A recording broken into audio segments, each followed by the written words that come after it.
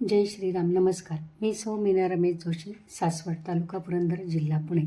ज्येष्ठ गट अंतर्गत स्वातंत्र्यवीर सावरकर लिखित संगीत उत्सव नाटकातील पहिल्या प्रवेशाचे नाट्यवाचन करीत आहे. नाटककार म्हणून सावरकरांचे हे पहिले अभिजात संगीत नाटक. या नाटकाचा गाभा आणि आशय अस्पृश्यता निवारण, दलित वर्गाचा उद्धार आणि जातीपातीचे उच्छेदन होय. या नाटकात कथानक, संवाद, गाणी आणि नाट्य यांचा सुरेख संगम साधला आहे. नाटकातील पात्रांची नावे सत्यप्रिय, सूत्रधार, नटी, पारिपार्श्वक असे उभे आहेत. नांदीपद. आजवरी आचरी जो चरिताला, नाट्य विषय जे अद्भुत भावे, अन्य सुकवी जनाला, अन्य चरित्रा नाट्य रचिता, अजी विनायक झाला, अजी विनायक झाला.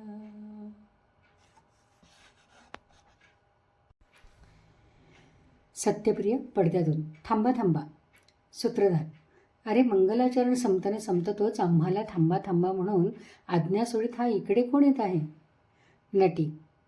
नाथ, विनायकाचं नाव ऐकताच हा कोणीतरी अधिकारी नाटक बंद करण्याकरता इकडे येतो आहे की काय असा मला धाक वाटतो. ही नाट्यकृती विनायकाची आहे असं आपण कशाला बरं सांगितलं? आक्षेपाच्या प्रबळ शापाचे वज्राघाताखाली विनायकाच्या लेखणीची देवकीच्या देववंद्य कुसव्यासारखी करुणास्पद स्थिती झालेली आहे.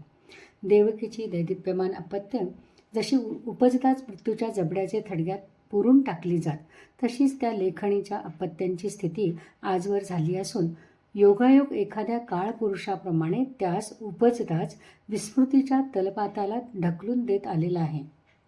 सत्यप्रिय पडद्यातून. थांबा थांबा. पारिपार्श्वक. अरे बापरे, सरकारी अधिकारीच हा, आता कुठं जाऊ?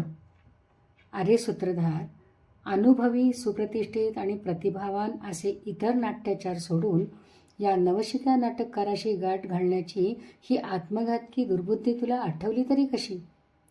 अहो सूत्रधार, आपल्या हातातील हे नाटकाचं सूत्रच नव्हे तर या आपल्या नटव्या अर्धांगीच्या गळ्यातलं ते मंगलसूत्रही आज सत्ताधिकाऱ्यांच्या त्या कृत्य कात्रीत गबसलं आहे.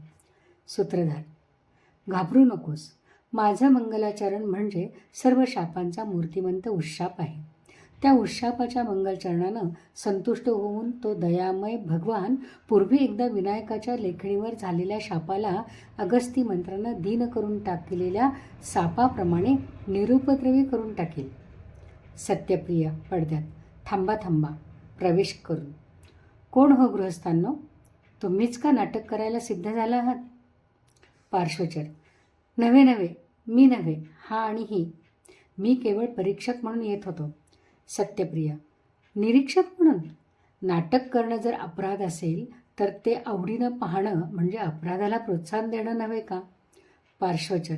सरकार, मी पाया पडतो, मी जातो. सरकारी अधिकाऱ्यांचा सन्मान करण्यासाठी मी त्यांच्या पुढं नेहमीच थरथर कापत असतो. सत्यप्रिय. परंतु मी सरकारही नाही किंवा सरकारी अधिकारीही नाही किंवा त्या लोकोपयुक्त संस्थेशी तत्वतः माझं वैरही नाही, तेव्हा आपण मला भिवू नका. पार्श्वचर उठून. सरकारी अधिकारी नाहीस ना, तर मग तू कोणीही ऐस. प्रत्यक्ष देव का असेनास, तुला मी भीत नाही. भलत्या सलत्याला भिण्या इतका मी काही भेकड नाही, समजलास?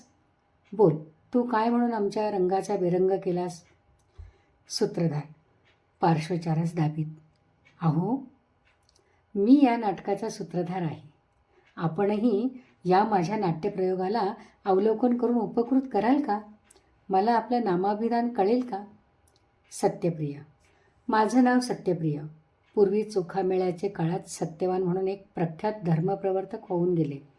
त्यांच्या पंथाचा मी अनुयायी आहे. त्या आमच्या गुरूंनी सत्य हाच धर्म होय असा सिद्धांत स्थापित केला. सत्य हाच आमचा वेद. एतदर्थ आमच्या पंथाला सत्यवेदी असं संबोधितात. लोक उपहासानं आम्हाला सत्यवेडे असंही म्हणतात. सूत्रधार. वा, तर मग आमच्या नाट्यप्रयोगाला आपल्यासारख्या सत्यप्रिय निरीक्षक लाभावा हे भाग्यच म्हणायचं. आपले गुरु सत्यवान, संत चोखामेळा यांच्या समकालीन असल्याने त्या संतांच्याच कथानकाला अभिनीत करण्यासाठी मुख्यतः रचल्या गेलेल्या या नाटकात आपणास आपले गुरु सत्यवान यांच्याही दर्शनाचा लाभ होणार आहे. सत्यप्रिय. भलतंच. अहो, मद्यपानाची चटक लावण्यास जशी विपत्ती वा आपत्ती, विषयाची चटक लावायला जशी सुंदरता, संसाराची चटक लावायला जशी माया, तशीच लोकांना असत्याची चटक लावायला ही नाट्यकला कारण झालेली आहे. मी तिचं निरीक्षण करायला नव्हे तर तिचं निर्दालन करायला आलो आहे. सूत्रधार. पण हे काही राजकीय वा शृंगारिक नाटक नाही. संतविषयक नाटकं देखील सत्याच्या जीवनाला कशी घातक होतात हे आपणच ठाऊक. सत्यप्रिय. नाट्यविषयक कथानक राजकीय आहे किंवा नाही यावर नाटकाची घातकता अवलंबून नाही. कथानक नव्हे तर नाट्यकलाच वेश्येसारखी स्वरूपताच असत्याची खाण आहे. आपलं मूळ स्वरूप झाकून आपण दुसरे कोणीतरी आहोत असे भासविण्याचा आटोकाट प्रयत्न करणं म्हणजे केवळ ठकबाजी नव्हे का? त्यातही नुसतं स्वरूपांतरच नव्हे तर लिंगांतरही झालं असल्याचं भासवायचंच नव्हे तर आपण तीच व्यक्ती आहोत म्हणून शब्देवर सांगायचं आणि ती व्यक्ती होऊन राहायचं. कारण उत्तम नट तोच की जो आपल्या भूमिकेशी त्या काळ पावे तो तादात्म्य करू शकेल, स्वतःच पूर्णपणे विसरून जाईल. जिवंतपणे 10 इतकं ठार मारून दाखवायचं की प्रेक्षकांना रडू कोसळावं. दिवसा पुरुष आणि रात्री स्त्री इतकं यथातथ्य होऊन दाखवायचं की भूमिकाधारी खरोखर पुरुष आहे की स्त्री हे हजारो जणांना निश्चितपणे त्या व्यक्तीच्या जन्मभर सांगता येऊ नये. भर काळोख्या रात्री शपथेवर सांगायचं की भर उन्हात माझे पाय पोळत आहेत आणि एखादं बोट खुपसल्यासही फाटून जाईल अशा पडद्याला एक अभेद्य किल्ला समजून त्यावर तोफा डागण्याला आज्ञा द्यायची. या अत्यंत गर्हणीय असत्यचरणाची लोकांना लाज तरी कशी वाटत नाही. माझ्या हाती जर सत्ता असती तर मी त्या सर्व नटांना कडक शिक्षाच दिली असती. पार्श्वचर. स्वगत. पुन्हा शिक्षा. मला अजून वाटतं की हा छद्मवेश धारण केलेला कोणी अधिकारीच असावा म्हणून त्याच्याही वतीचे 2 शब्द बोलून टाकावे. वेळच पडली तर याच 2 शब्दी बोलाच्या अरुंद बोळातून पळवाट काढून यप्प लय करायला सोपं जाईल. उघड. अहो सत्यप्रिय, तुम्ही शिक्षेचं नाव काढण्याच्या आधीच मी तुम्हाला सांगणार होतो की मला तुमच्या बोलण्यात बरंच तथ्य दिसतं आहे. अहो, खर्ड्याच्या लढाईची गोष्ट घ्या. खर्ड्याच्या लढाईत औरंगजेबाच्या हस्ते सदाशिवराव भाऊ मारले गेले हे इतिहासज्ञांना विदित आहेच. त्या सदाशिवराव भाऊंच्या मृत्यूनंतर मीच तो सदाशिवराव भाऊ म्हणणारा एक तोतया निघाला. त्याला ती असत्य भूमिका घेण्याच्या अपराधासाठी उंटावरून उलटा बांधून मेकसून डोकं फोडून केहो मारलं. सत्ययुगात असत्याची इतकी चाड होती. पण आता आलं कलियुग. आता पहा, आपण सदाशिवराव भाऊ आहोत म्हणून छातीवर हात मारून सांगणारे 5-10 तरी तोते या महाराष्ट्रात आज रंगभूमीवर मिरवत असतात. पानपतचा मोबदला टिचभर रंगमंचावर 3 लाख सेनेच्या हालचाली करवीत पानपतच्या लढाया लढत असतात. पण त्यांचं डोकं मेकसून फोडणं दूरच, पण उलट 4-4 रुपयांची तिकीटं काढून लोक टाळ्यांनी त्यांना सत्कारीत असतात.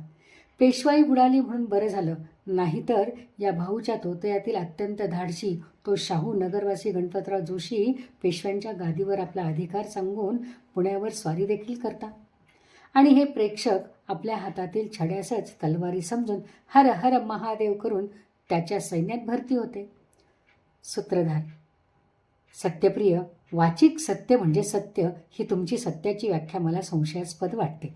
समाजाला मंगलास्पद असणाऱ्या ध्येयाकडे प्रवृत्त करायला नाट्यकला जर ती उदात्ताशी समरस होईल तर एक अत्यंत उपयुक्त साधन आहे असं मला अजूनही वाटतं. म्हणून तुम्ही मला क्षमा करा. सत्यप्रिय. कसली क्षमा? अहो सूत्रधार, तुमच्या नावापासून सगळी थापेबाजी. काय म्हणे सूत्रधार? अहो, तुमच्या हातात सूत तरी धरीत जा तेवढा वेळ, म्हणजे तेवढं असत्याचरण टाळता येईल. तुम्ही बळाने काय वाटेल ते करा, पण मी तरी तुम्हाला सत्याच्या नावाने नाटकाचा परवाना देत नाही. पार्श्वचर. आम्हाला सरकारी परवाना मिळाला आहे.